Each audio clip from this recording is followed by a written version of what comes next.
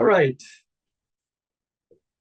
So if you want to say something, there's two ways to do this. Down at the bottom on the reactions. Yes, the reactions. I think they show a heart on mine. You press on that, and there's a place where you can raise your hand, a little yellow hand. There, Allison is demonstrating it. The other way you can do is you can unmute yourself and you immediately float to the top of my participant list, and I see you and I call on you. So that's another way that you can talk. And I noticed that Stephen unmuted himself and then Allison. So did you want to say something, Stephen? Okay. I'm testing it out. Oh, Allison. Okay, go ahead. We'll catch Stephen next. I finally figured out where the raise hand was again.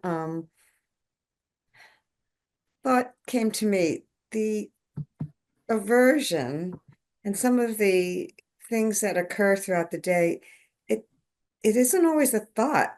For me, it's sensation. Like, we're focusing on sensations in the body, and the thought comes when I notice the sensation, which is often like can be a nausea or constriction in the throat.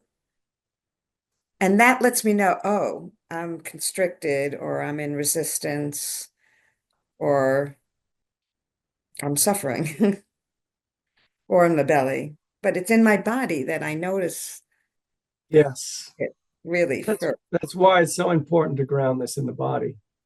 The body will show you quicker than anything the state you're in. So people then will say, well, change your mind. Just change, just stop. But it's often in my body, not it's throughout the whole being. And yes, how I approach it can sometimes shift the experience, or I can distract away from it. But sometimes it just sits there in the body. Right. Until it doesn't. Until it doesn't. The body changes more slowly than the mind. That's one of the things that's, that you notice is that, when say there's a state that comes up in your body, it takes it a while for that to unwind. If you're suddenly frightened, that doesn't leave your body right away. Even say your mind figures out, oh, actually, there's no danger.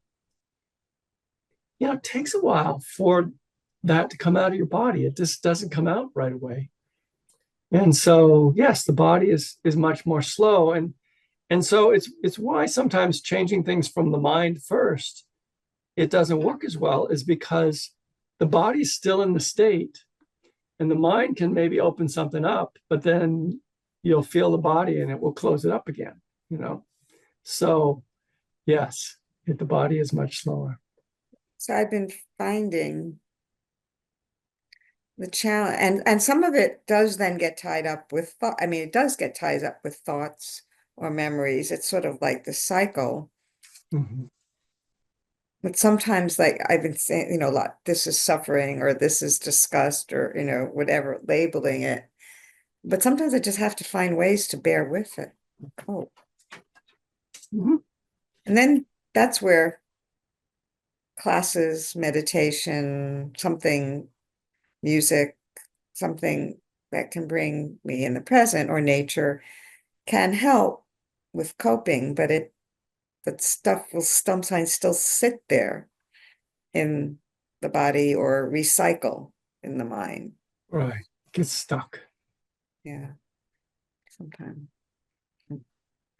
All right. Well, we'll come back to this, I suspect. The stuckness. That was just, yeah. Yeah.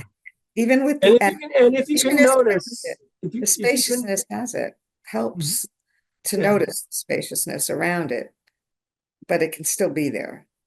Yeah. Wow.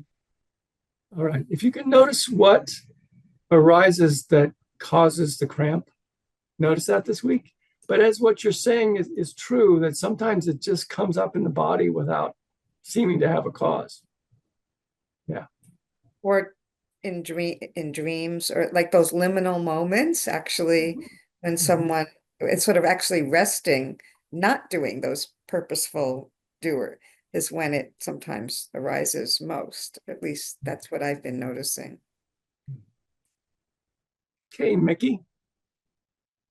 Yeah, this is just sort of a small but very relevant example that I sometimes notice. So maybe you could call it spaciousness.